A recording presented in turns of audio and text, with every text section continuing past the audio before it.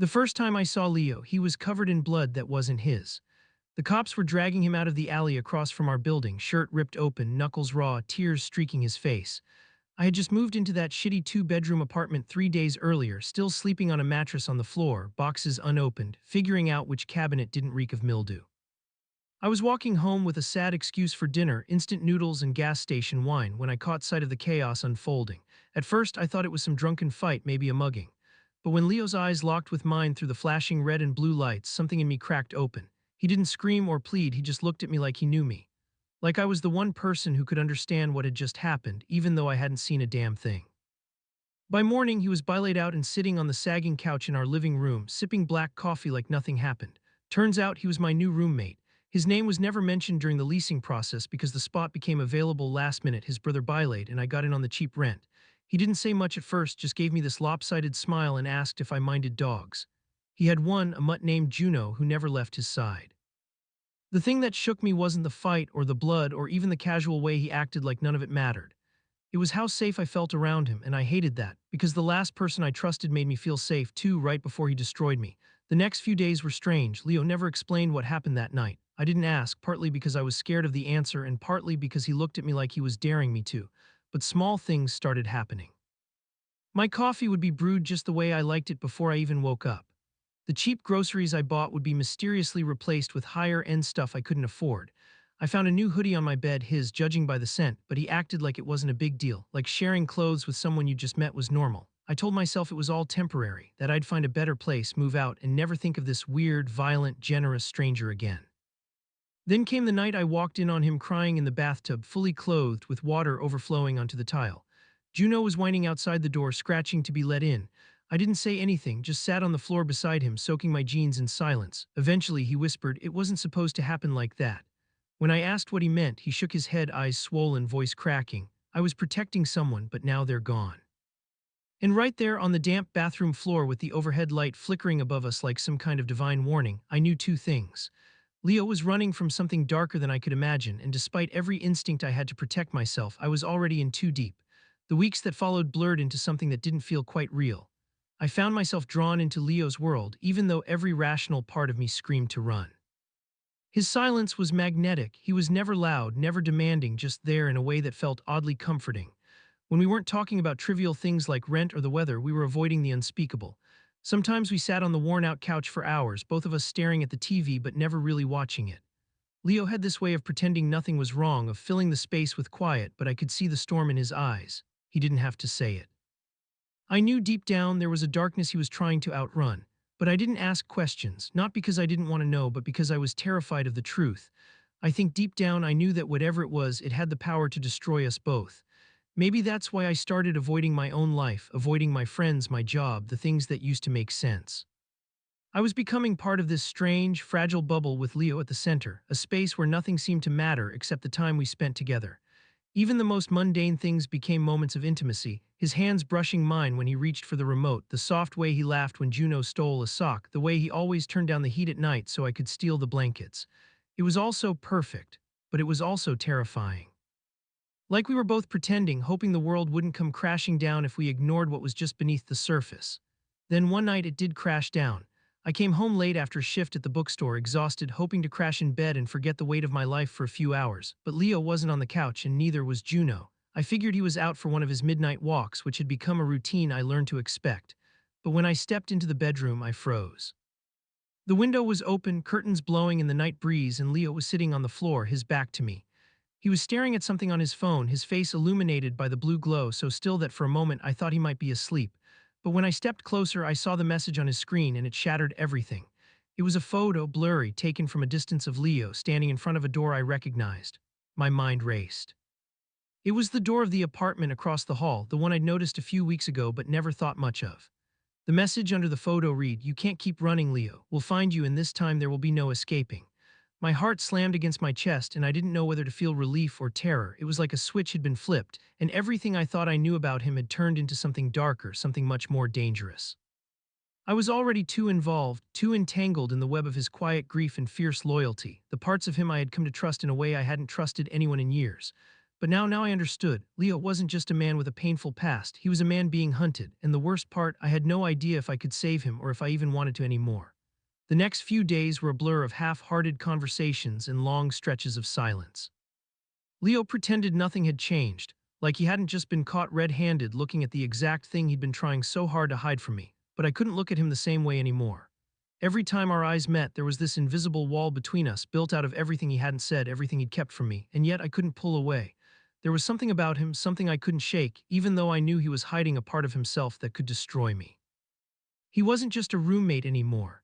Somewhere along the way, I had stopped seeing him as a stranger in the next room and started seeing him as something far more complex, something I couldn't understand yet couldn't bear to lose.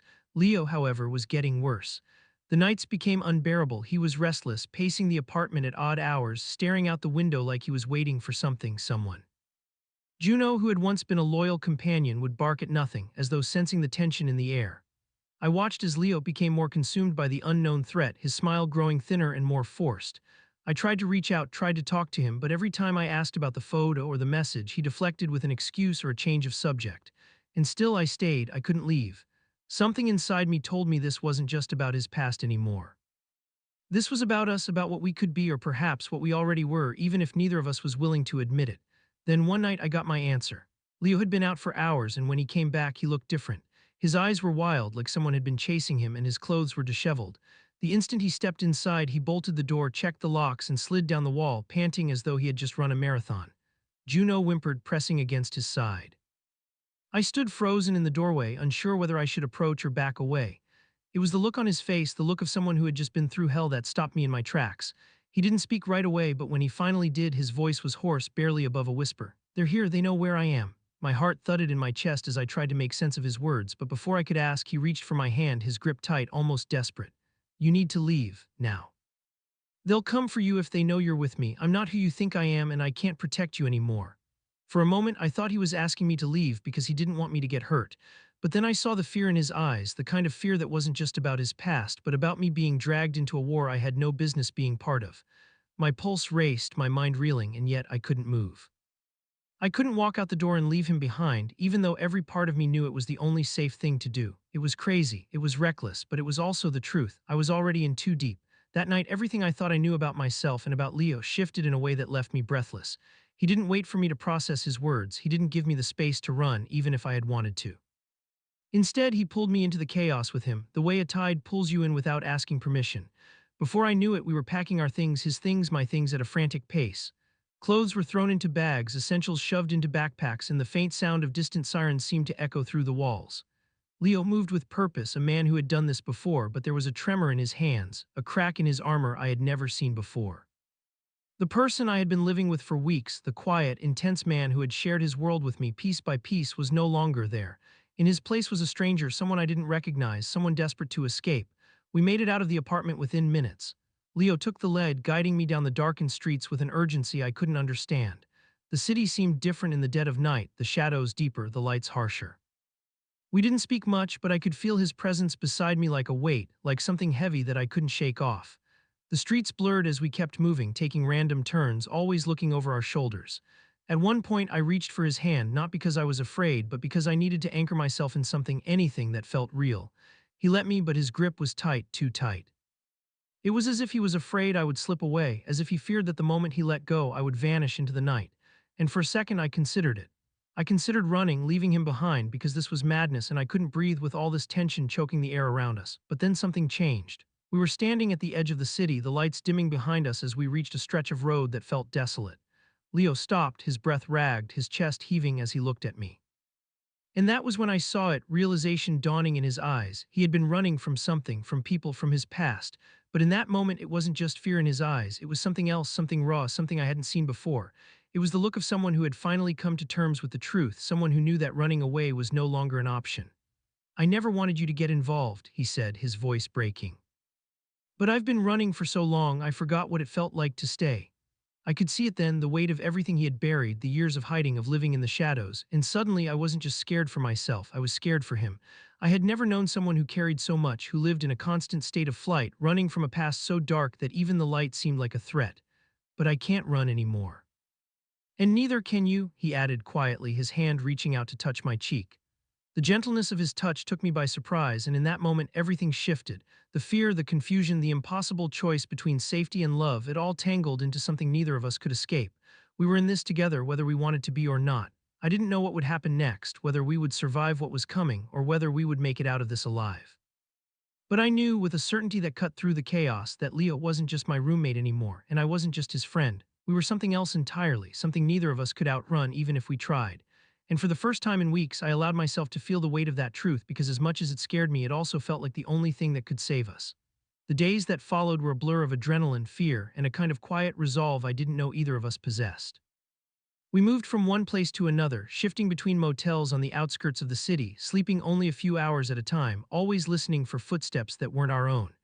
Leo had stopped talking about the people chasing him, but I could see the change in him.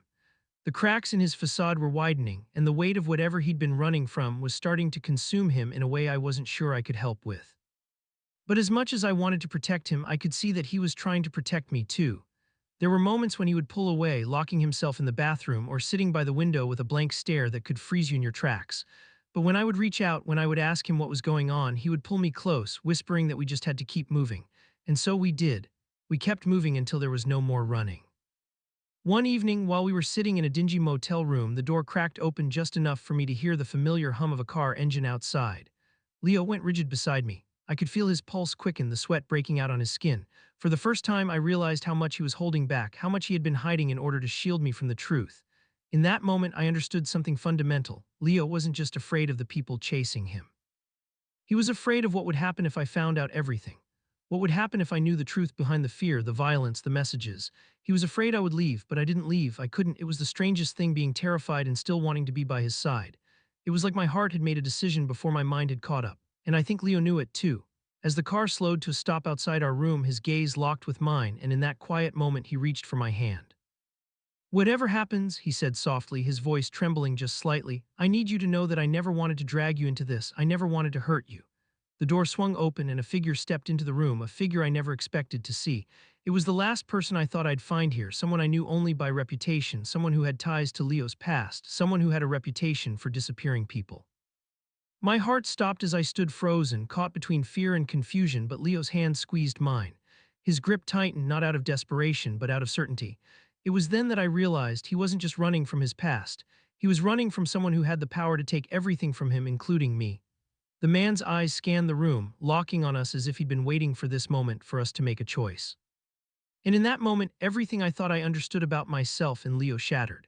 I didn't just want to protect him, I needed him, as much as he needed me, because this wasn't about escaping anymore. It wasn't about running or hiding. It was about standing, about facing the truth together, whatever it was. And as Leo stepped forward, his voice calm but unwavering, I realized that the man in front of us wasn't the one we were running from anymore. It was the one we had to fight together. Leo wasn't just my roommate, he wasn't just someone I shared a roof with. He was my soulmate, whether I was ready to admit it or not. And in that moment, I knew we had reached the point of no return. Whatever happened next, we would face it as one, no more running, no more hiding, just us together, forever.